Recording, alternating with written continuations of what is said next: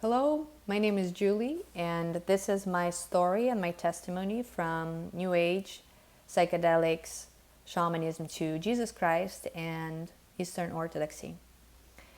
I had spent 12 years in the plant medicine and shamanic spaces, 8 of which in a formal, full-time traditional apprenticeship with mushroom medicine, as they call it, in lineage in Mexico. So of course there's a lot to unpack of everything that took place over the course of 12 really intense years. But I trust that the Lord will guide me to share that which is most useful for those watching. And may His holy name be glorified. May every heart come to know the unspeakable greatness and mercy and love of the one true God. Amen. So I will begin at perhaps 2013. At the end of that year, I had hit a pretty low point. At the time, I was living in New York and had a career in public relations, doing PR for luxury brands, organizing events and fashion shows, and working with high-profile individuals, celebrities, and enjoying the lifestyle that came with that kind of job. It was just also getting to the point where I landed my dream job and I also was able to start shifting into a cruise control after years of really hard work and high stress and high-paced rhythm of my life. So I was really kind of shocked to find myself not enjoying everything that I worked so hard for, and instead feeling really low and realizing that something wasn't working and I was not doing well, and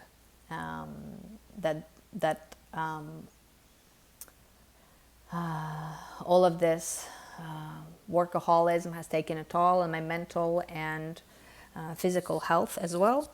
And so a friend recommended that I go seek help from a shaman in Brooklyn. She shared that she was helped greatly by her, and so I did. I went, and she had there was that blissful time where I didn't know what a 7 rainbow-colored chakras printed on the paper hanging on her wall meant. But she used drumming to put me in trance state, as I understand now. But I had a really profound experience. I could have a vision, and this vision allowed me to peek into my subconscious and connect to experiences from my past that I felt, I sensed they were there in my subconscious, but I didn't have a way to access them and really deal with them. So that experience was really impactful, and it made me feel like I need to roll up my sleeves and investigate and get to the bottom of things, of everything exactly as it is. Yeah, I could feel I needed to find explanation to a lot of struggles I was having in my life. Yeah. And so from there, I went on to doing holotropic breath work, and also had a lot of very profound, impactful experiences and releases. And then from there, that person introduced me to ayahuasca, and which I did with what I thought was a Peruvian shaman, but it was just a Peruvian native with good intentions, which are definitely not enough in the ayahuasca space. And again, yeah, these profound experiences, these revelations of what appear to be truths about yourself, about things that are going on within yourself, about your motivations, about things that you have identified yourself with but were not what you thought they were. And so it gives you this sense of being on the hunt for truth, and that you need a little more to get there. You need a little more healing, and it's just around the corner. Yeah, just the whole thing is going to come together at the next thing you do.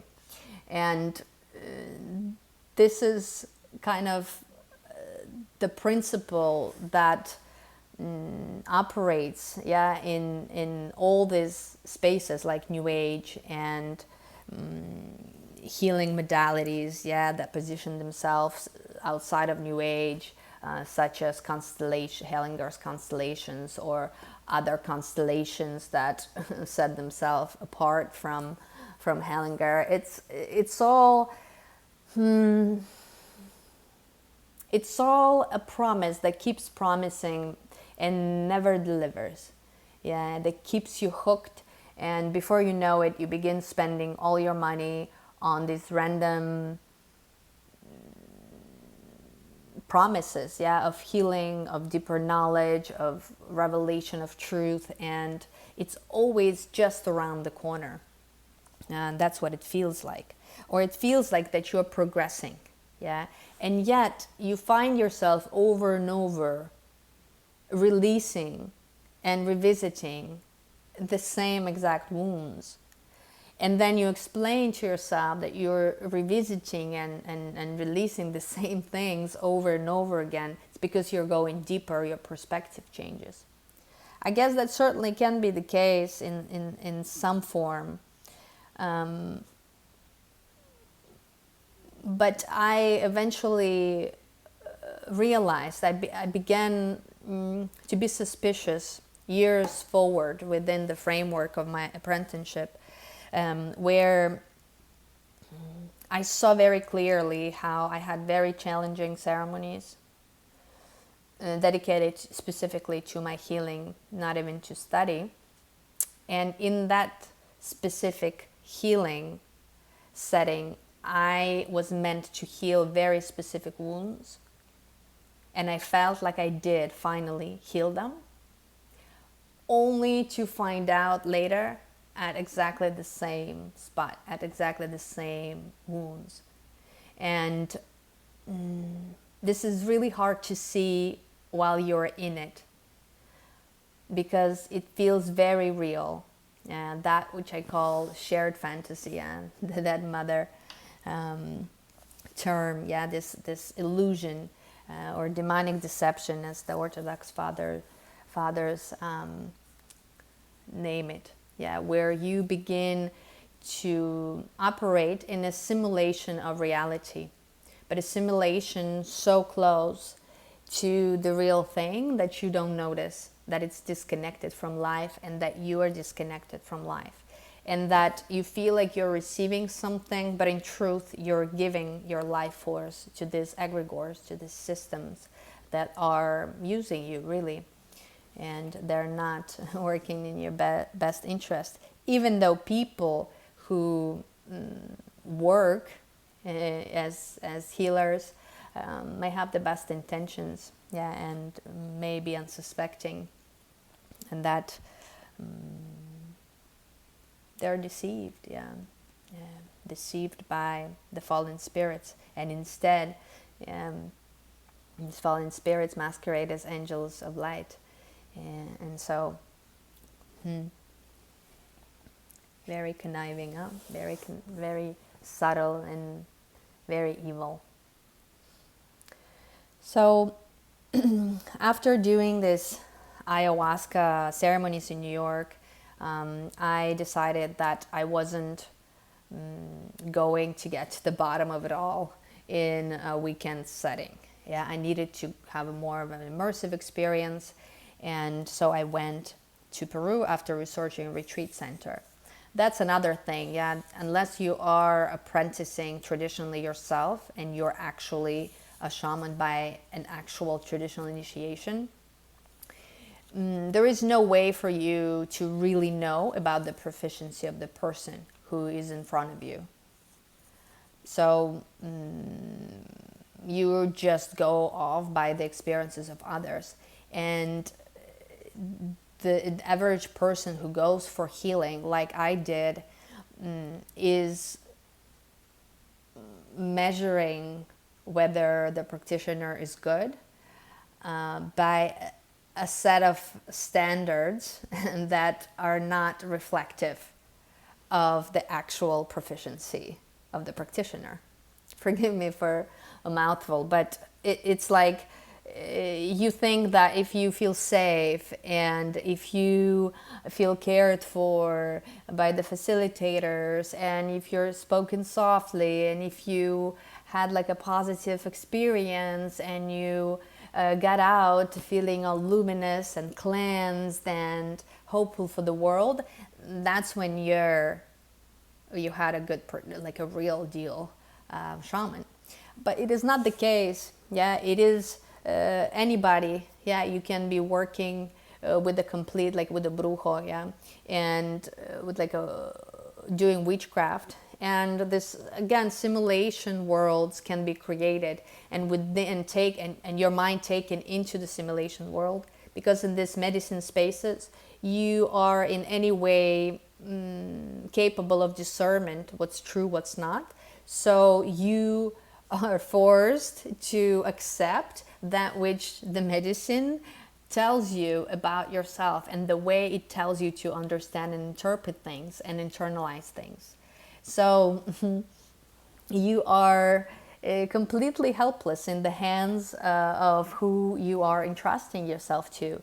And in this world, you wouldn't trust, yeah, a salesman.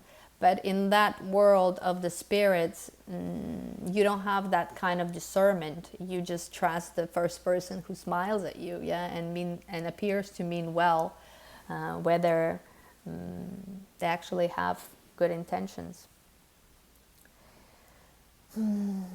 The thing is also, looking back and having met a variety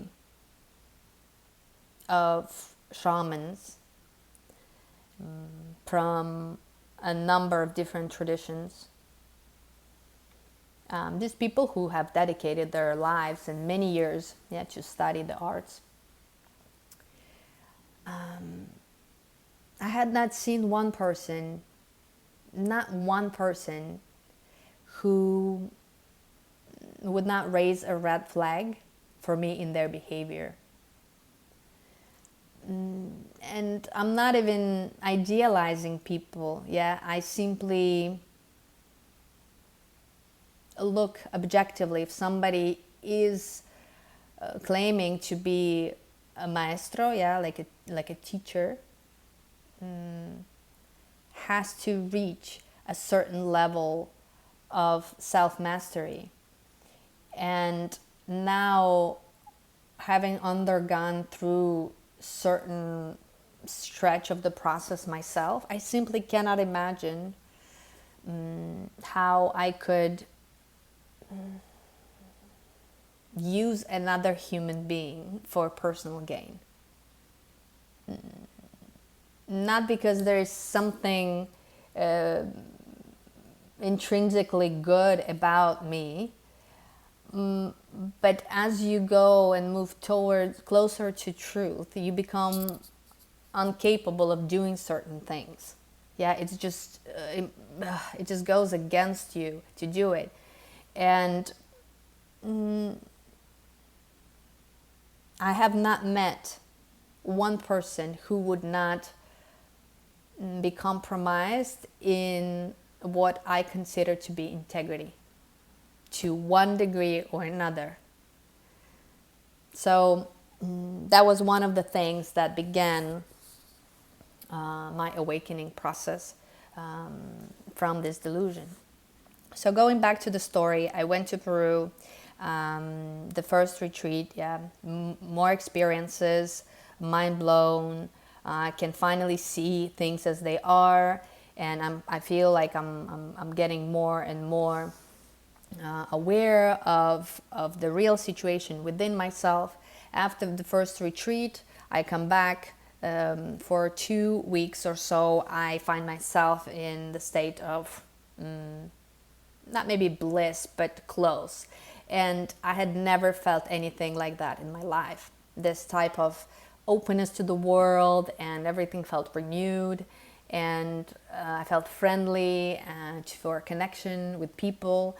And yeah, it really cemented my trust in the medicine. I must be going in the right direction, I thought. However, after that came a massive crash, as it always does if you talk to others who have undergone the same kind of trajectory. And then from there, I entered psychosis. In fact, I realized that I hated my job, and within 2 months, I quit my dream job. I was not able to work anymore. I started crying uncontrollably, and I had to just very quickly leave everything. I left my apartment, changed my phone number, I moved to another country, and I was just there and sitting and like going fishing and trying to make sense of everything that happened so rapidly while facing decompensation, this psychosis states. I was constantly attacked by fears. In my dreams, I had nightmares. As I was awake, I was just this fear. And I thought, of course, well, you gotta face your fears. That's also how you're coached by the facilitator of the place I went to. Nobody is ever, of course, in these places ever accountable that there are adverse consequences to the work that the person does. And it's always like, well, it's all your material is coming up, and it's your fears, and you gotta be strong and face them. Now looking back, after having faced my actual fears, I can tell you with certainty those were not my fears. That was demonic oppression that took place through the doors that I had opened from journeying the medicine, and the doors open through contact with the fallen spirits and to trusting them. So you open your heart, and they just willingly, and they just freely enter your home and begin to torture you. When they torture you and you suffer, you release stress hormones, you release life force. Basically, you begin to bleed, and they begin to siphon in this life force because they are demonic beings, and they need to keep stealing life force in order to continue their existence. And nothing to write home about from those times. And what did I do? I felt like nobody could help me. And so I reached out to the same retreat, and they're like, you can come. And I really think it could be good for you to come again and straighten things and stabilize. So then here I was again, spending $3,500 or so to go down there and drink ayahuasca and just like search for answers as things became more and more fragmented and complicated. I didn't know where I stood, who I was. Everything was in question. And I thought like I was on the hero's journey now. Like all of the things I've read in books, I'm like, now I'm walking this path. So putting everything into question, and I had to persevere. And how amazing that I found this medicine. I didn't particularly feel attraction to the shamanic world itself. I didn't find it interesting or appealing. It's not like I wanted to spend time particularly within that paradigm, but I felt like the instrument of ayahuasca allowed me to access parts of myself that otherwise I wouldn't be able to access.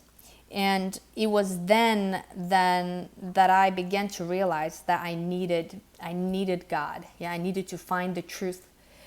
For me, it was, I need to get to the very, very bottom of things. And what is this truth? Everything seems to be a lie. Everything that I believed in seems to be a lie.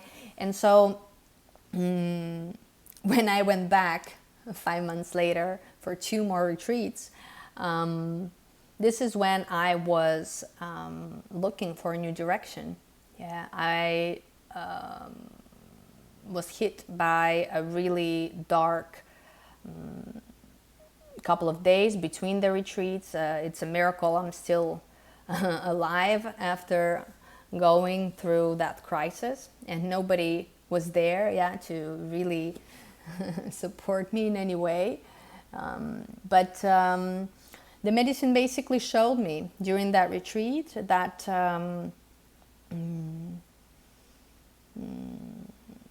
kind of like it was like a calling. Yeah, I experienced within the medicine ceremony the calling from my bones and from my very blood. It feels very real, and you feel called to walk this path of a healer. I wanted to find new direction, and here it was. I was like, whoa, but I never thought. I was a publicist in New York just yesterday, yeah, and I still did consulting work to support myself. And so being a traditional healer was just like the East is from the West. It was completely not within my paradigm. But then it was so real, and I felt like saying no and refusing this call would go against my nature. Yeah, so it was what God created me to do. That's how it felt. Later, I found out, too late, only in the last couple of years, that this is how the spirits headhunt you. Yeah, so they recruit you. And again, in these spaces, everything feels like truth, and you feel it as truth because they can influence your nervous system, and they can use imagination and suggestion and your 5 senses. And because you are accustomed to trust your thoughts, your feelings, your 5 senses, you're completely gullible to these kind of suggestions. And also, of course, a little bit of being chosen for something, yeah, being called to like some mission, yeah, and a little bit of grandiosity, I think, gets mixed in there as well, whether you're aware of it or not. Most likely not at the time. So basically it showed me that if I did not agree, that within 2 years I would kill myself. So I said, okay. At the time I believed in reincarnation, and so I was like, whoa, yeah, this life was too much. I really don't want to do this. So I'm just gonna like go and then come back. And then it showed me, you see, I believe in reincarnation. It talked to me in the language of reincarnation. I believe like in New Age and Christ consciousness, more like a Hindu, New Agey pseudo teachings. And then suddenly it's like Trinity is the wrong teaching. Yeah, so whatever it is that you believe, it seems to present to you the material as true within the paradigm you currently believe. And so it did. It said like, well, everything is kind of difficult in this lifetime because that's what you did in the past lifetime. So things are only going to get worse. And basically you just either you accept it or you die. But you still have to use your free will to choose it. Yeah, so it's like no choice that you have to choose. And so I was, what could I do? Yeah, I said, okay, I'll do it. I did something I wanted to do, and it turned out to be completely wrong. And so now maybe if I do something I don't want to do, maybe the Lord will show me the way I can't imagine for myself. Maybe I don't know myself at all, and that's how far like away from my true self, I ventured that this path that I'm destined for can be feeling so foreign to me. So I went through an initiation, and I went through like a tunnel, kind of rebirthing. And when I came out, I was in this space, in sort of like a dimension of reality, different from where I was existing before. And the shamans of the place came out to greet me. They gave me a hug and they said welcome. And I was like, wow, this is where you guys hang out. This is so cool. I love a good party. And and suddenly they like turn their backs on me. And as they walk away, I hear like, well, now just like in life, you're on your own. And that's it. No, nobody talked to me about it. They wouldn't take me to assist in ceremonies, just like for free. So I just didn't understand anything, honestly, at that point. But I began to hear this inner voice that I took for the voice of truth and for the voice of God guiding me. Just the other day, I was hearing a monk talk about this specific voice in one of the stories about the monastery, how the devil deceives. Yeah, so first he starts giving you the thoughts, and you take those thoughts as true, you accept them, and you begin to trust them. And at first, it like by following those thoughts, it gives you like righteous and virtuous results that imitating like goodness of God.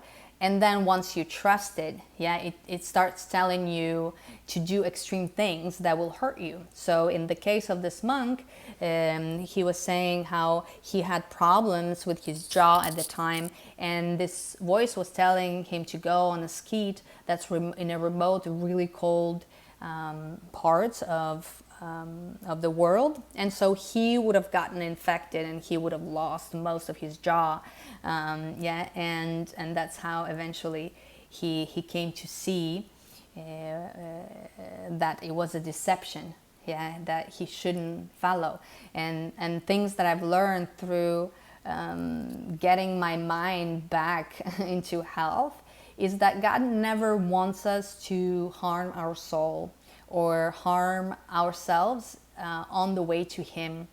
Everything has to be with discernment, with rationality, just with clarity. It's very level-headed and very reasonable. So whenever things become really extreme, very polarized, very strained, that's a good sign that it is the devil masquerading as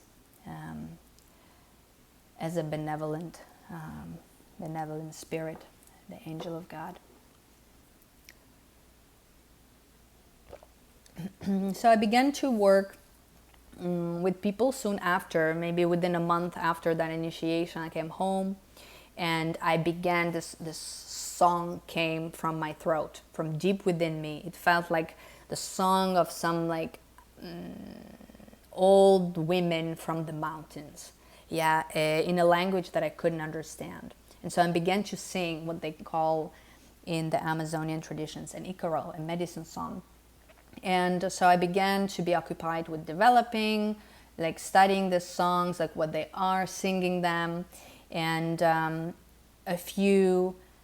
maybe a year later, I gained the capacity to speak in the language that I was singing. So before I could only sing in this language I couldn't understand. And here now I was speaking it. In New Age, this is called like light languages. In sometimes in the Pentecost, the Pentecostals, like Christians, they also speak these languages, like the other angelic languages, etc. So I thought this is what was it. Like, you have to understand that throughout my entire journey, I was convinced that I was that this was all God, yeah, and that I was following the path of God, and I wanted nothing but God. I knew that finding God is the only thing that could bring me healing. So I was taking everything like from the hand of God.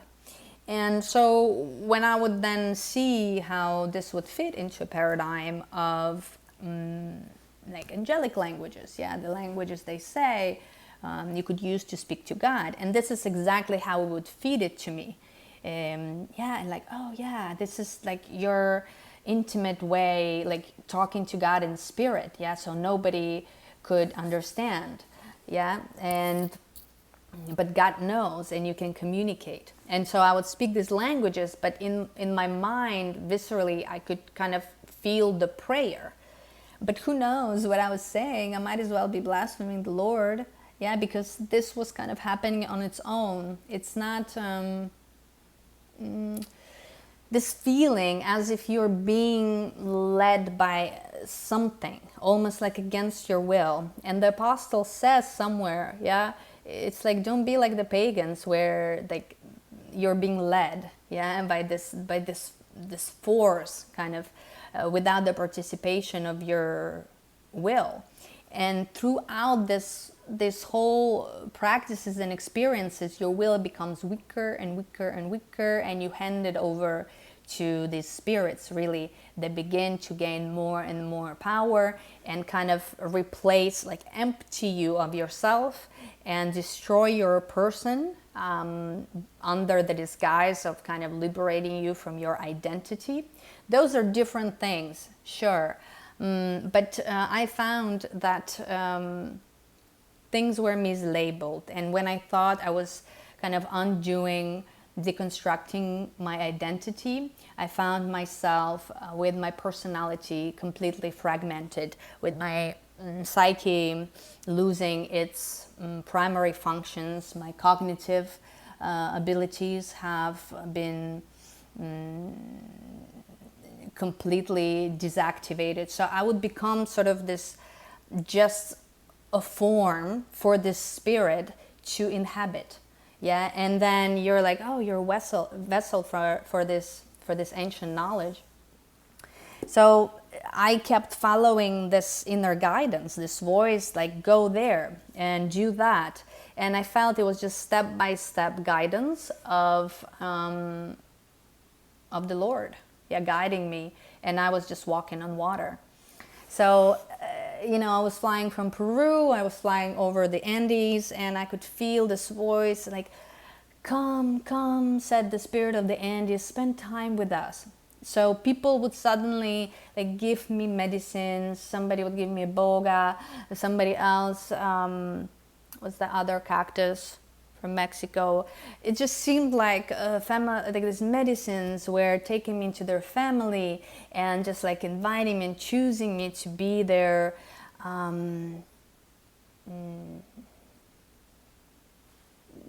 instrument, yeah. And so I would go to then Ecuador, and I would spend several months working and journeying with Wachuma. After that, I spent about 6 months every day microdosing San Pedro cactus, like this Wachuma is another psychedelic. And so I, at the time, began to live more and more in this medicine space, yeah. And it would take me deeper and deeper away from the reality and the ordinary world. But I didn't know that. I felt I was in control, and I trusted these medicines. And both were wrong, as it turned out later. All the while, dissociating further and further, on unfocusing my mind, which is the main tool for connecting to God, through your attention. So what it does, it's like you become this operational, this trance state, and so you induce trance state in others with ease, yeah, and so they can access their subconscious, and you can guide them through that. So I was taught by the spirit the initial steps of the work. So I also wanted to help my friends, and I knew my friends would never do any psychedelics. So I remember thinking, wouldn't it be amazing to have something so profound, so transformational, but without them having to ingest something or travel anywhere. So that was the logos, the idea that I received very early on. And so pretty much from the beginning, I started developing this modality in parallel with the medicine that was based on psychology. So I would start mapping my journey as I went deeper within myself. I would start mapping the terrain in parallel to the medicine, shamanic way of navigating it, with very clear psychological terms, which I would study through these other different modalities that I would do in parallel to the plant medicine, which is very interesting. Yeah, like I felt plant medicines were helping me a lot to heal. There were these profound experiences of healing, and yet I then had to go, and I felt the need to go spend my money on all these different therapists trying to help myself. Yeah, and a lot of these dichotomies come to the light of your attention once you begin to exit the haze and the deception. Yeah, it's kind of like this hypnosis. It's like a cult. So around that time, I also was doing a lot of New Age stuff. Yeah, shamanic environments in these retreats always are introducing and indoctrinating into New Age beliefs, because believing in something solid and cohesive is not good for business. Yeah, so everything goes. Yeah, you can come, have your own beliefs, then go in the medicine, confirm them. So one person can believe the incarnation is real, another person can believe in the Christian way is real, another one is the Buddha way is real. Yeah, and nobody questions how they're completely incompatible, and how one thing can be true and another thing can be true when they contradict one another. Yeah, so nobody, it's does something to your brain, so you suspend your critical thinking while being convinced that you're totally lucid and thinking critically. So in New Age environments, yeah, you also never know that you're in New Age. You feel in control. You're just doing these different practices. Before you know it, you're doing tarot. Before you know it, you're doing, I don't know, like oracle cards. Yeah, it's all of the things that God tells us not to do. Yeah, the divinations, the rituals, the magic to manifest what we want, and you hear things outright bending things that are not good. Yeah, feeling reclaiming your witch self, and seeing that reclamation as something empowering. While in shamanic world, of course, in traditional shamanic world, you have brujas, yeah, and curanderas. So brujas, just like witches and warlocks and sorcerers, are considered the dark side, and they're considered really lowly. And just like God, yeah, says that they are akin to murderers, yeah, those who do sorcerers. But then you have curanderas. They work with light, and they work with helping people, and they have the best intentions, and they give their life to the service of humanity, yeah, and healing at the cost of the great personal sacrifice. And so this was my inner orientation, as well as I was continued to walk this path and studying more and more. So I tried to look into the neo-shamanism, trying to make sense of everything that I was going through, and giving it some structure. But I didn't see anything legitimate there that could hold that ability, that power that I got. So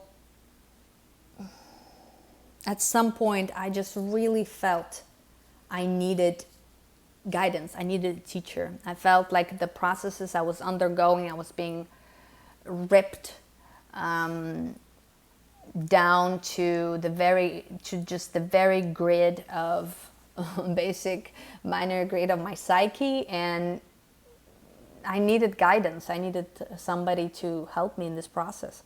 And so I would start receiving these visions a couple of times of this old lady who said in Spanish, which at the time I didn't know, but those words I did, and it said, "Búscame, te estoy esperando." It's like, search for me, I'm waiting for you. Meaning like there is somebody there who, a teacher that is waiting for me, and I need to search for her. And so that was it. There was nothing else, no other information. But again, I kept following this inner voice, thinking it was God, and I ended up in Oaxaca, Mexico. And then from there, just like, again, a train of events, somebody said that Oaxaca is the capital of the mushrooms. And so like one thing leads to another, and I realized that they do psychedelic mushrooms there, and there is a shamanic tradition.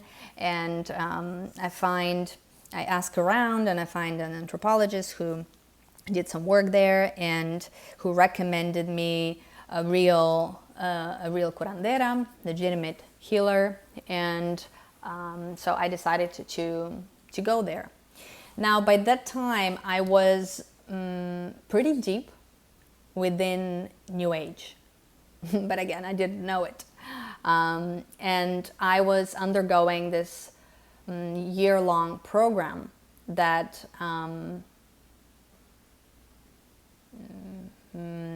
was supposed to be like a coaching certification that teach you coaching tools, but also had techniques from Neo-Tantra, and involved a lot of your own therapeutic work. And there were a bunch of women there, and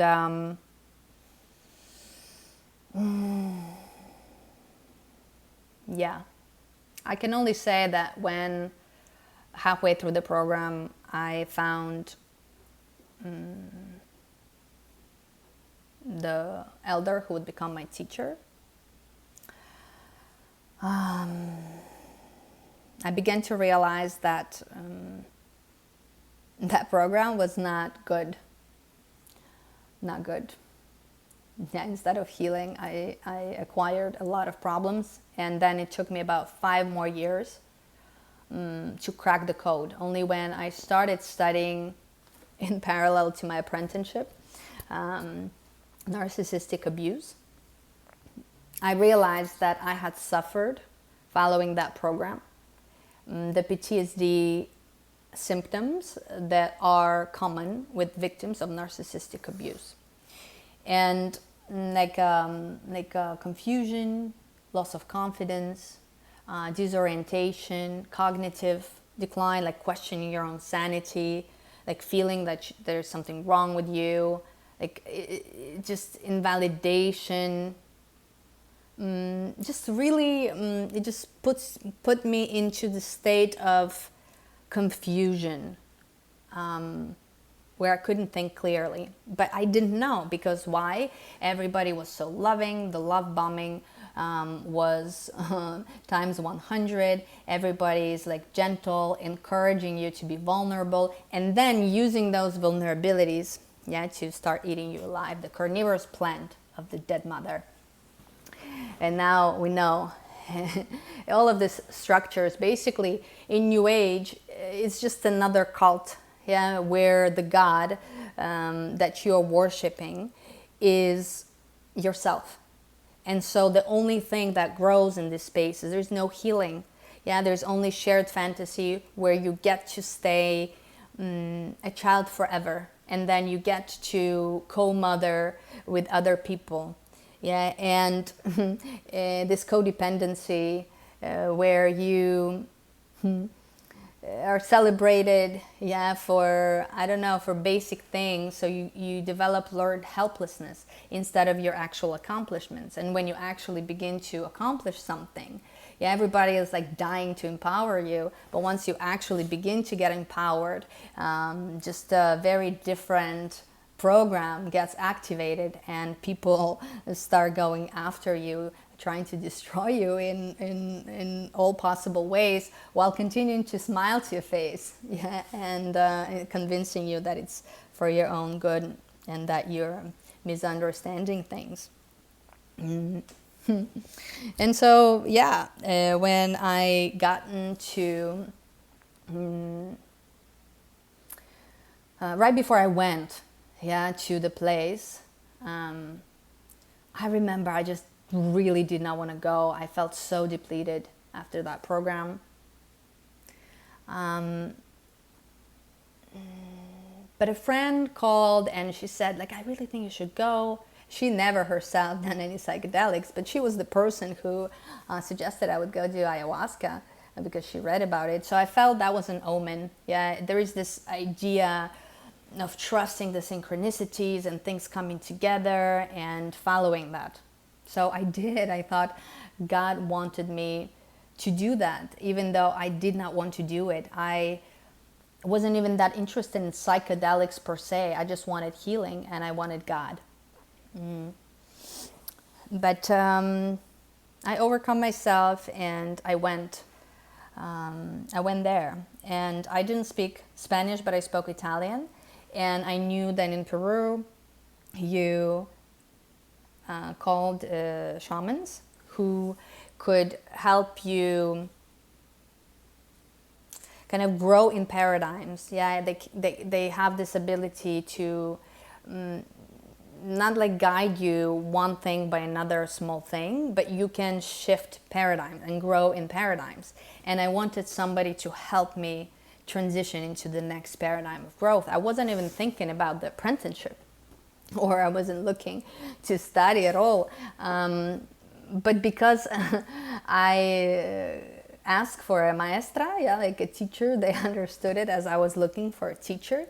And this lost in translation type of moment resulted in this woman, this elder, agreeing to teach me. And so I began right away. On my 31st birthday in 2018, the day after my birthday, or on the birthday itself, I forget, I began an apprenticeship. I was amazed, yeah, because something like this is not, and like people in the shamanic world are dying for something like that. It's completely idealized and fetishized and desired, and people are dreaming about such an opportunity. But for me, it just falling in the lap, and I just kept carrying my cross and relating to it as my cross. Yeah, like this is what I have to do, whether I like it or not, and so I will. And after that summer, yeah, I entered the apprenticeship, and then I returned the next summer. And that's when the medicine was like, yeah, you told the elder, my teacher, that I would be the heir to her work. Now, the apprenticeship, traditional apprenticeship, is really a brutal thing. I know several people, and it's a known fact, that in fact it's so brutal, people commit suicide. They can't handle it. Yeah, and part of the reason why is that once you begin to apprentice and you get into that space, people who are in that space, other shamans, yeah, and brujos especially, can sense it, the newbie, yeah, and so they begin to chase the person down so they can devour the life force and just kind of eliminate the fresh meat from the spirit space. And so at first, yeah, you begin to start running really, really fast. So you start living in this state of tremendous stress because you constantly feel chased by these powers who and try to devour you at all hours of the day. And your teacher interferes only when they're about to completely consume you or destroy you, and kind of can cover a little bit under their umbrella. But you're also in the spirit world. You appear as you actually are in your soul. So all your psycho-emotional wounding is apparent as wounding. So they can see where your weak spots are. So here in this world, we can pretend, we can put on makeup, we can dress a certain way to conceal what we carry inside. But there, it's impossible. Yeah, you just present yourself at the age and power that you actually are. And so they begin to also wound you, yeah, and attack exactly the wounds that you carry. And I had a lot of wounds once I started the apprenticeship from before, and also new wounds, yeah.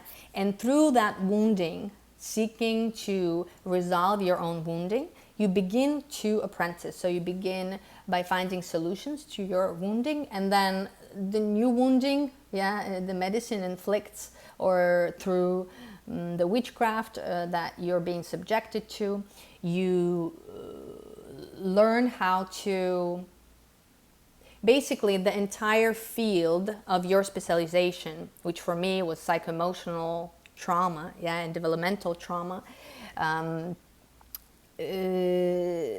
becomes your personal problem. You lose the sense of what's your personal part of your personal story and what's what's theirs. Yeah, everything becomes your personal problem, and you need to find a solution.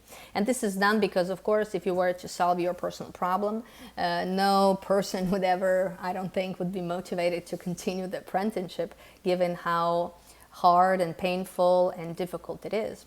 Then also through the witchcraft that you're constantly subjected and ever increasing, yeah, you learn how to remove the witchcraft for others, because it is something that's really widespread in the area. Not just there, but there are still areas around the world where witchcraft is is very used, and interestingly enough, just how similar it is.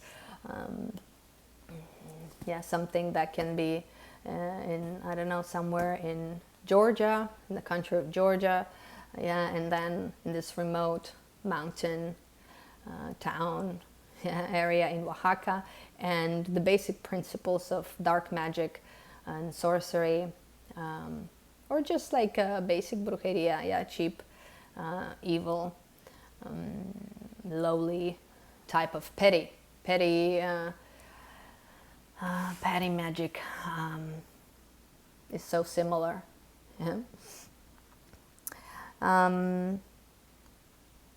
So about at the beginning, yeah, the way it's structured. Okay, I'll talk a little bit about the specifics. So the way the apprenticeship also is structured is like a school, yeah, and you go to school, but the school is the apprenticeship and the movement of the medicine in your life. So your entire life begins, it's like becomes school in which you study a specific subject, and the subject you study from the book of life. I know it sounds like a lot like how everybody sort of lives it, but it is in a very intense and focused way. So you understand, like now we're learning about respect. Yeah, and so it is very specific to like occurrences that take place in your life where you deal, say, with a lot of disrespect, dishonorings, yeah, and that can last for years. Certain subjects like respect, yeah, can take many years to really learn. And then at the end of a certain period, yeah, like a school year, you have your finals where you have to like a lot of tests and of life, and then if you pass them with dignity, yeah, with something worthy of a curandera, then you pass on to the next level of study. And so I kept yeah, throughout this, seeking my healing, paradoxically, in the different therapies in parallel to my apprenticeship, because I really wanted to keep the map with categories that could be understood and familiar to the Western person, that can be demystified. I think it was some divine providence, yeah, that eventually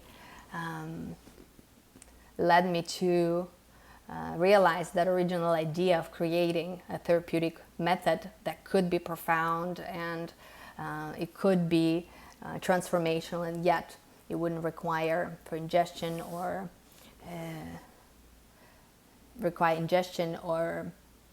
entering altered states of consciousness. So about at the beginning, yeah, when you start, I had sort of make contact and an offering to the head spirit of the land there. Now over there, everything is syncretic, yeah. So you see this like Catholic shrines and statues. Everybody is venerating Christ, and everybody is venerating Guadalupe, Mother Mary. So you feel a certain familiarity and a certain trust. So you think, yeah, it somehow works together, and it doesn't have to be limited. New Age already prepped me to this sort of indiscriminate acceptance of a melting pot of every possible teaching. And so I was like, okay, yeah. And so I remember making a certain offerings to the spirit, and like a living turkey. Yeah, so I was making an offering to a demon, but I didn't understand that. Yeah. And so the demon could help me. And everybody around, because I had to follow the advice of the people, yeah, the person I was studying under, I had to accept what they were telling me, yeah, what I've been told. Now, we didn't even speak the same language with my teacher, so our communication was either in the ceremony space itself, kind of telepathically, or through a translator. And so, see again, like years later, then in a conversation when I had already like renounced this, and I was talking with family members, and they were like, yeah, the same spirit, this and that. It was a demon. Yeah, it is a demon. So they knew, but somehow when I was asking, like, how is this, why is this necessary? Why do I need to make connection? Can I just like go to Christ? Because on the altar I could see Christ and angels and things I could trust. And suddenly, yeah, nobody, like, oh, well, yeah, a demon. Everybody knew. See, so ultimately you're on your own, yeah, and you accept things, they're not good for you, and you trust people who look confident and competent, yeah, and other people refer to them as confident and competent in the area, but then ultimately you're left to answer to God for what you do, yeah, and you're left on your own. So this spirit, yeah, became really possessive. So kind of the spirit wanted to have like a romantic relationship with me, and started becoming really jealous. So he wouldn't let me journeys. He would create obstacles in the journey. He wanted me to dress a certain way, and ultimately he like put in an ultimatum and said, yeah, I want you to say that I'm going to be que soy tu único esposo, that I'm your only like spouse, I'm my only fiancé. And at that point I said, by the grace of the Lord, mi único esposo es Cristo. My only like husband, yeah, my only groom is Christ. And in that moment I was immediately elevated to high realms, and I could see how lowly that spirit was. He was just like an earth in a very lowly, fallen spirit. And you have to understand that in the spirit world, it's just like our world, but without bodies. Yeah. So whenever we exit, just like the Orthodox fathers and Saint Ignatius Branchaninov, I highly recommend for those interested reading. I think in English it's called The Arena or The Field. These books are amazing, amazing source of true guidance. Yeah, with having well-being of every person in mind. When you exit, he writes about how when you enter the spirit world, you can only come in contact with people with beings that are in the same fallen state as you are, just without bodies. So by having these relationships with the spirits, I really saw that in action, how they were full of shortcomings. There was nothing to look up to. Some of them were just like your regular narcissist, yeah, but just like without a body. And I was really perplexed, like, why am I going through so much hardship where I have to interact with these spirits, yeah, they have nothing to offer to me, and they have nothing I want to learn from them. And so after kind of discarding that spirit, I went on to the next level, and I got to interact with Guadalupe, which is a figure, Mexican figure for Mother Mary, because it's syncretic with Catholicism. Yeah, everything you see, like I said, on the altar.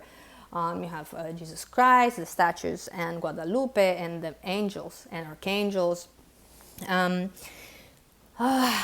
Yeah, that period was really, really hard. It was very cruel, and things she put me through. I really thought she was the Divine Mother, but she was the same, that dead mother. Then people were openly calling her Tonantzin. So when I started asking questions, how is it that Guadalupe is it's like a known fact for everyone that she's Tonantzin, an Aztec earth goddess, yeah, so like a pagan goddess. How can these things be anyhow related? Nobody ever had answers to any of the direct, serious questions that addressed the discrepancies and massive black holes and inconsistencies. Never. It's always evaded. It's always implied that I was like the one who didn't understand, or like, if the medicine hasn't revealed this to you, then wait and you'll grow up. Yeah. And so there was nowhere to stand, really. And when you don't have a cohesive framework, then you're constantly falling through these holes.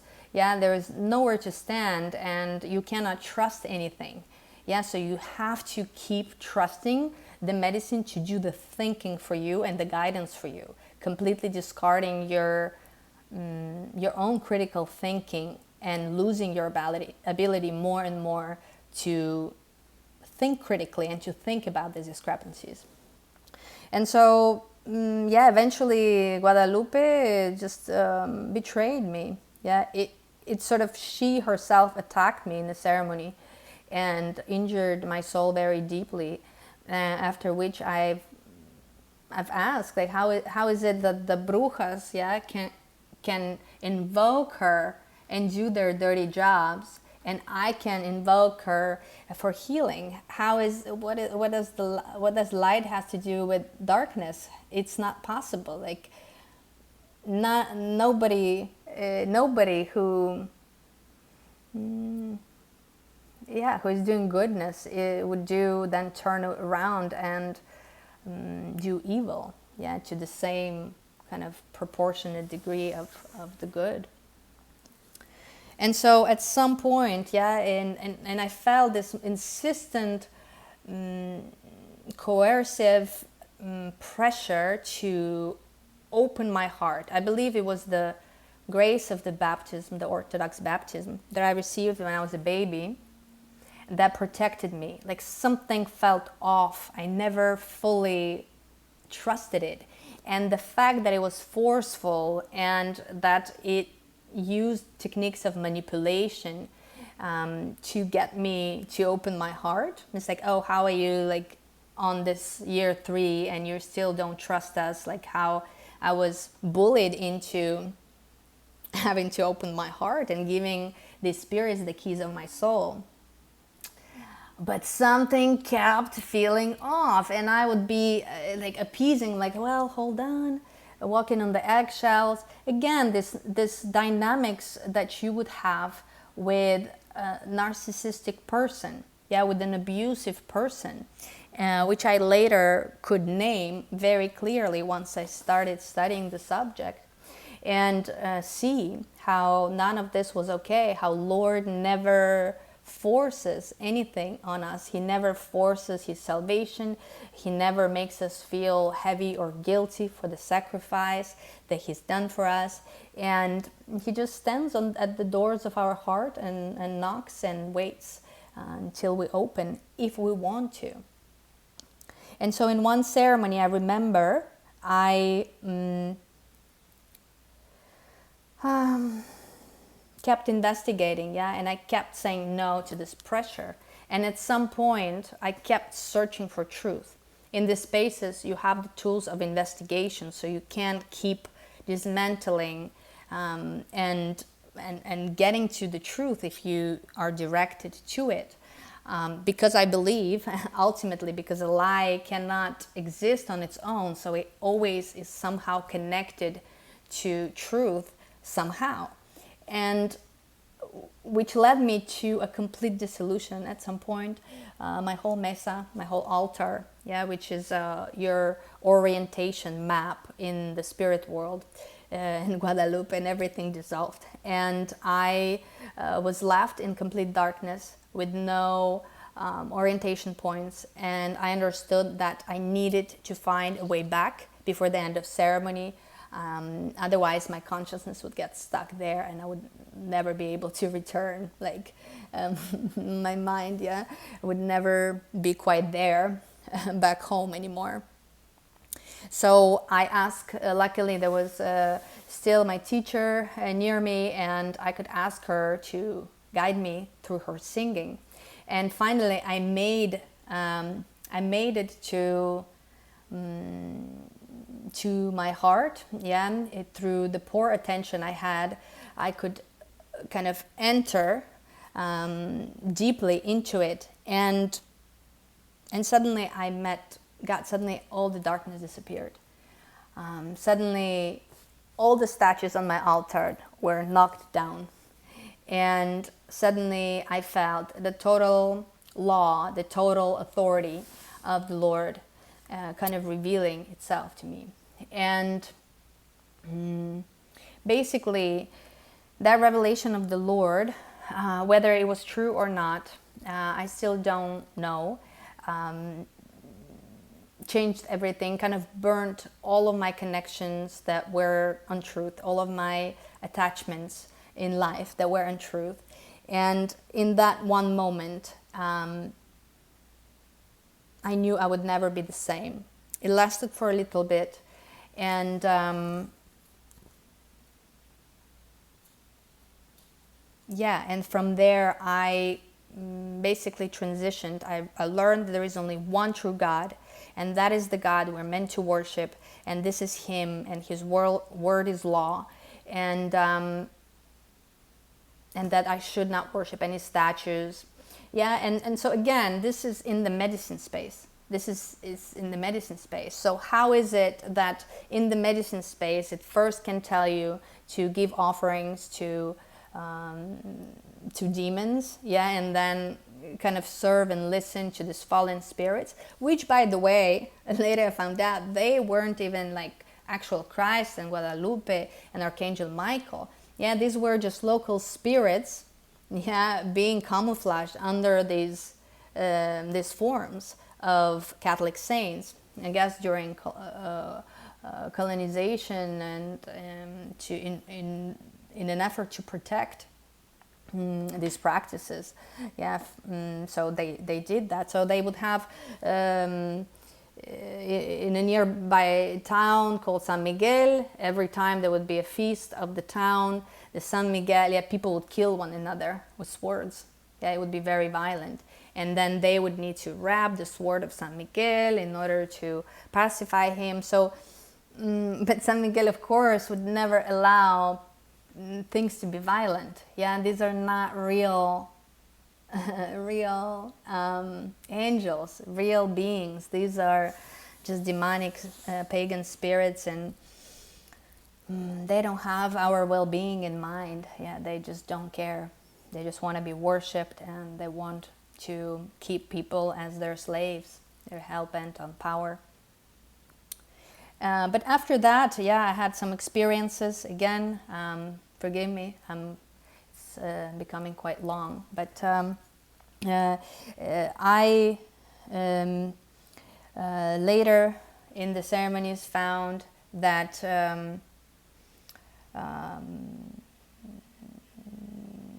that I was pretty much in this hell-like realm, and that nobody could help me. Like, not my teacher, not anybody, not this like deities or Hindu saints that at the time I was really interested in, and whom I felt embodied the spirit of love and wisdom, and who performed miracles. But in that ceremony, I remember I was in hell, I was in the land of death, and nobody could come into it and come out alive, even if they wanted to. So nobody could help me. And so Christ came and saved me. And he did it so simply, without any aplomb or any like expecting gratitude. Like, it was just such a simple gesture of saving me, that made me see that he is faithful, and that I want him to be my master, that Christ is truly true, and I wanted to learn from him, and and I gave my life to him. About a year later, a lot of changes began to occur after that encounter with God. Yeah, and I don't know actually whether that was the providence of the Lord, who kind of allowed me to connect to him and revealed himself to me based on the kind of fruit that that experience brought forth, or if it was another imitation, and then the Lord worked it out in the way that it served for the good, knowing that my heart was seeking the truth. And so the following year, I fully wanted teaching. I knew that Christ is my master, but I needed to know what is the correct teaching. In New Age, you hear a lot how the Bible was rewritten, the teachings were distorted, and how this obscure, different, like Christian Gnostic teachings, or 1 million variations, of the teachings of Christ. So I wanted to know what is the correct teaching. How can I worship him? How can I follow him? How can I be his disciple? And I thought that now I renounced, basically, with the meeting of the Lord, renounce all these idols. I renounced all the traditional way of working, which didn't interest me anyways. And so I couldn't anymore work with my teacher. I couldn't anymore seek guidance from other pagan professionals, because in shamanic world there is certain laws of legality, and the law of God still works. So once you choose Christ as your master, before you didn't know, but now you know, doing those things is a sin. And so I was on my own, and there was only Christ guiding me. And so I returned to the following summer. That was the season of the mushrooms. And I began my investigation into the true teaching of the Lord. So I kind of entered the Bible from within the medicine space and chose that path. And I saw how the traditional spirit of that tradition was there, and it was a very powerful spirit, and how it was bending my will to submit to him, and how in the last hour I kind of used my imagination to communicate that I am the slave of the Lord, and His will is my will. Let His will be done. And that alone saved me and took me on the path following the Lord. And at the time I moved to Georgia. I lived in Georgia, just needed an abstract kind of concept to exist in, because all of my work by now was in this. Yeah, I completely isolated. I was in it all day, every day. I couldn't do anything from my hobbies or interests. I was completely enslaved by the forces of the apprenticeship and the process that was undergoing nonstop, full time. And so I began to slowly start reading the Bible. When I came, I spent about like 7 hours a day. That was, I think, the calling grace of the Lord. You try to read the Bible for 7 hours a day. I don't think it's possible. And so I became really in love with this way of living. And I was like, wow, this is so pure and this is so clean, especially in the contrast of everything convoluted. And so like really dirty in the shamanic space. And so I felt that I could purify it. Yeah, so I can do Christ and His teaching and just the mushroom, and leave everything that's contaminated is outside. Yeah, I could really clean it up and purify it. But I was wrong. And eventually, yeah, I started learning more and more. And because I was distancing myself and the choice that I made to follow Christ, the powers, yeah, and the darkness began to attack me really badly. I had also made like some mistakes, and I injured myself spiritually, which weakened me. And now there was nobody who can help me because I was on my own. And so they backed me into this corner and began to just hammer me just day in and day out. At some point I couldn't walk. I was so weak. I had to walk with a cane. I couldn't go buy food. Ultimately, I remember I would be living in these states, of mental states of feeling like I was burning in hell. And yeah, I'm just like, my Lord, I'm truly burning in hell. Like, it's so dark here. And how is it that I was looking for you and I ended up in this dark forest? Yeah, I would cry to the Lord every day, and I just wouldn't understand why I deserved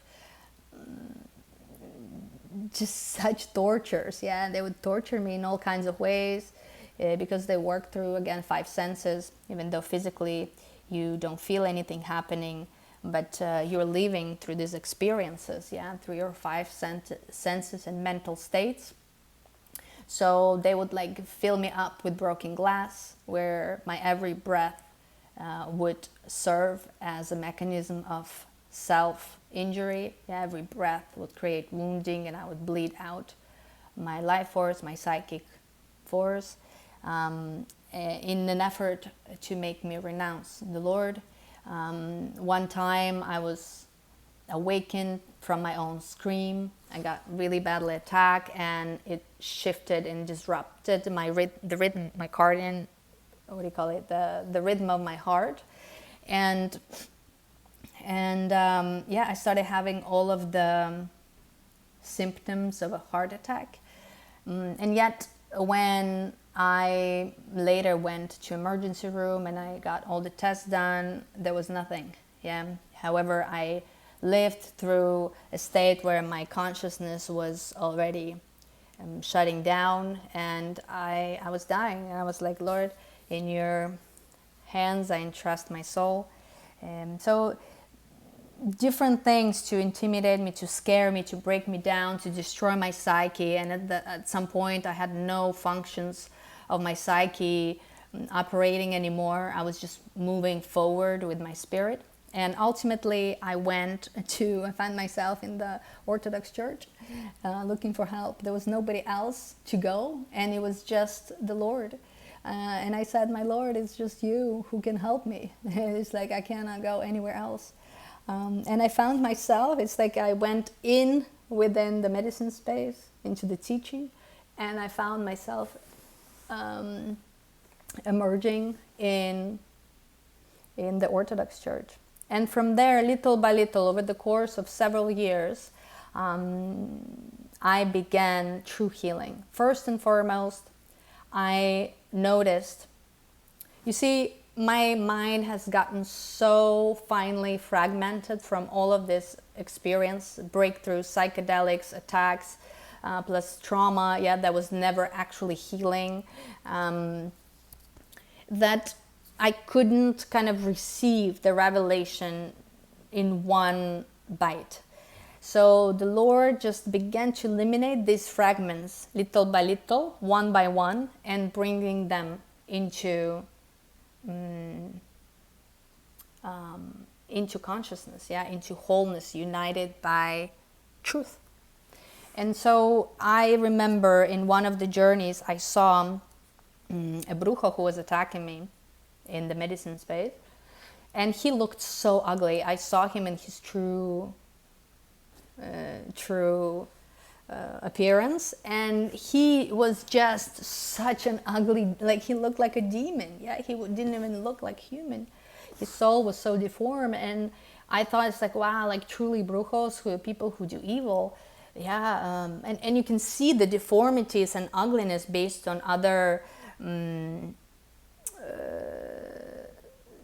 like passions, that possessed him. And you know how like gluttony, sometimes people look gluttonous. Each passion has its own deformity, puts its own deformity on our soul. And so I thought, this is what the brujos, the bad guys, get themselves into. And I kind of felt a little better than him too, like because I was the curandera, and you take a lot of pride in being walking with the light and fighting against darkness. And when I got into the church, I remember, first of all, I thought, wow, I felt like it was like the royal way. And in that contrast, I felt how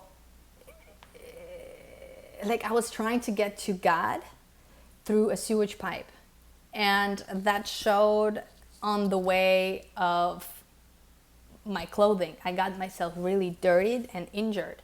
And so once I would get into sort of the heavenly kingdom, I couldn't stay because my clothing was revealing that I wasn't prepared to be there. And I wasn't invited, and my seat wasn't reserved.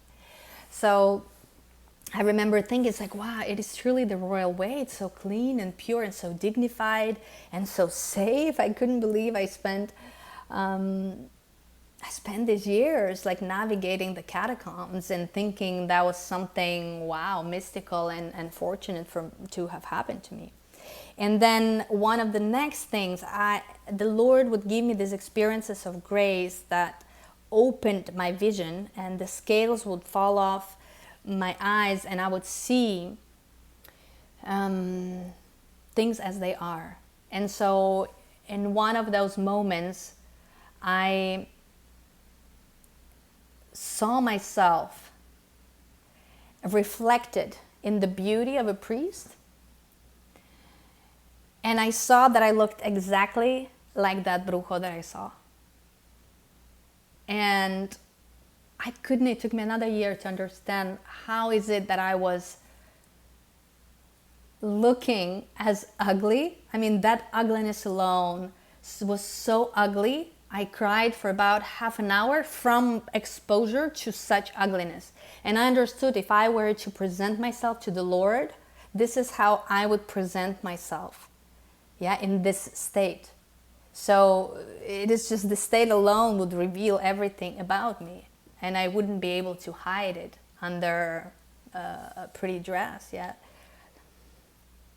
And about a year later only, I understood that it is because all of these things, all of the shamanic arts, dark and light, all of the occult practices, all of these things are no good for the Lord. So it doesn't matter if you're curandera or a bruja, you're engaging in things that God told you not to engage. You're breaking the law, and so you're committing the original sin. And so little by little, so many of these realizations brought me to an understanding that confession and communion, beginning to live the church life, made me feel that this is the truth, this is where the fullness of truth is. And I could feel it in the priest that the Lord has sent me, and his wholeness, his health, his all of the virtues that the Bible talks about, he had. Finally somebody I could actually admire, and he would inspire me, be a better Christian, better human, just by his own example without preaching. And it was his tenderness and the tenderness of his heart and his love that eventually taught me about the tenderness and the love of Christ, who waits patiently and who suffers our disobedience, and our rejection, and rejection of the great gift of life, and instead choosing this substitutes, and instead of getting closer to God, we get deeper and deeper into darkness, while siphoning our life force to these demonic egregores that don't have our best benefit in mind, that give us nothing. Because once I got into the Orthodox tradition and began to really study the spiritual curriculum, I realized everything that I learned in the previous years haven't even gotten me started. I've gotten nothing. I've gotten nothing that could have any value, true value. Imagine. So it's been an hour and a half. I'm gonna be wrapping up. I wanted to kind of pack everything in one video, and so eventually it's just watching the testimonies, it's the living, beginning to partake in the communion. But the only thing I kept going through, I kept repenting, and I kept confessing, but I couldn't understand why I would still experience mind states of burning in hell. Like I would have experiences of grace, and things would be improving, and I feel like I finally started to heal, but something was still missing, and I couldn't understand what it is that I needed to change, because I still had the connection to the mushroom. I still trusted it. I thought it was the lineage or like the other spirits, but I trusted the mushroom as to be true. And eventually I realized that I was committing a double crime, that I was idol worshipping. I was taking the mushroom for God. Now it's crazy to say, but once you're in it, it just, you have so many experiences, and people call the mushroom the flesh of the Lord, and how like draw parallels in the Eucharist, and you have experiences within the medicine space. They're very divine, they're very on point with the Christ teaching, and so these are exactly those experiences that keep you trauma bonded. So you keep trusting, and you keep going back and being like, but what about that? It can't be all lie. There must be some truth. So eventually I realized I was worship idol worship. I was committing mortal sin, plus engaging in witchcraft, like in sorcery. Even though I only seek to help people and considered myself a curandera. And so what did I want to add?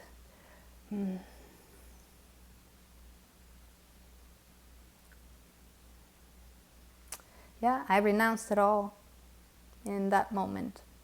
Glory be to God, who saved my soul from eternal damnation. and gave me true Christian mindset, like a new mind, so I can understand and see things clearly. And I began to experience the reality of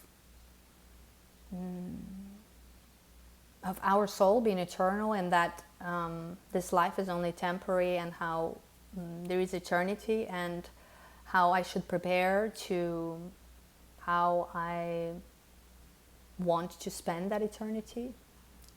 And if I really want God, I should be living His truth, and how, like somebody in another testament has put it, like how His commandments are sort of blueprints of sanity, and then by aligning yourself with these commandments, your life and your mind, you return to sanity, and that through that sanity you can enter and restore the communion with the Lord. I cannot tell you guys, Orthodoxy is the best thing that ever happened to me. Yeah, I could just throw away in just one instant every single experience I've had in this life, everything I've ever known, and just keep Orthodoxy and its teaching and this fresh waters of life that I am allowed to drink from, even though I betrayed the Lord so many times, and have ventured so far out into the foreign lands, and then eventually return as a prodigal daughter into the embrace of the Father, wondering, what was I thinking? Why did I subject myself to so much humiliation and mistreatment when I had a Father and His palaces and His love and then dignity that comes with the name Christian. So there was something else that escaped me as I was talking that felt important to share. But it was when I renounced at last everything on the mushroom. I could see through the deception how I've been betrayed. Kind of like being married to somebody for 12 years, or however long, 8 years, building a family together, being life together, a home and everything, and then finding out that that person was leading double life and was not the person who you thought it was, so it made you question everything. And ultimately, I realized that the medicine is sort of the tree of knowledge of good and evil. And going back and trying to discern whether that was some experiences that were true or not was irrelevant. Is that I betrayed, I committed the original sin. I'm no smarter than my ancestors and my progenitors. And I've fallen for the same old trick of wanting to find God illegally. Wanting to be God without God, wanting to get it all without God by my own effort, and how ultimately being exposed to these knowledge, to these things, this type of knowledge, led to my demise. Spiritually, I later found out I had so many complications that I couldn't have even imagined. I wasn't even exposed to categories like that to even be able to conceive of these complications, let alone to understand and take seriously the warnings of the Lord. So sometimes we just don't have, we're not smart enough to understand things, and that's why you have the commandments to protect us, and the Orthodox teaching. If you follow in its own time, in the legal way, God Himself will reveal Himself to us and give everything once we're ready. Once we surely can receive that without hurting ourselves.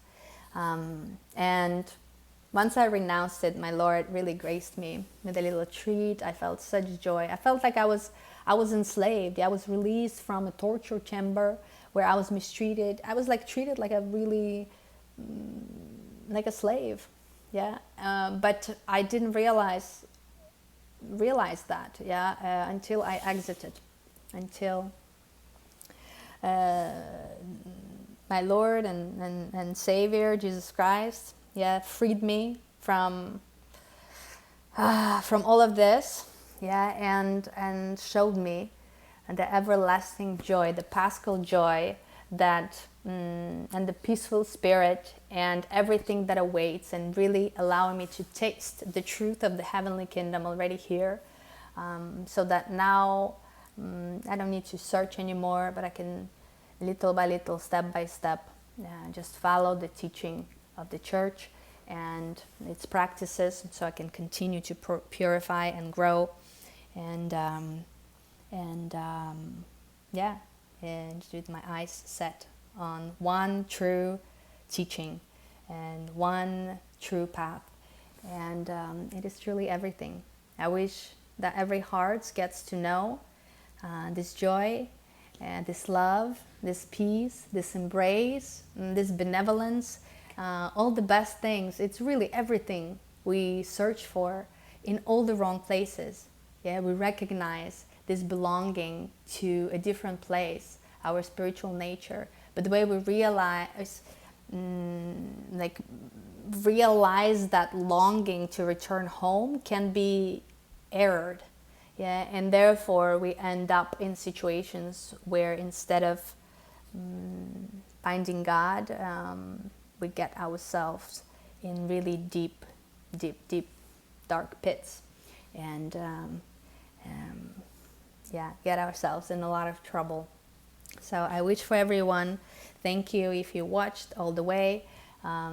It's a long testimony, but I hope it can be helpful to somebody, and may every heart know the truth of the Lord and Savior Jesus Christ.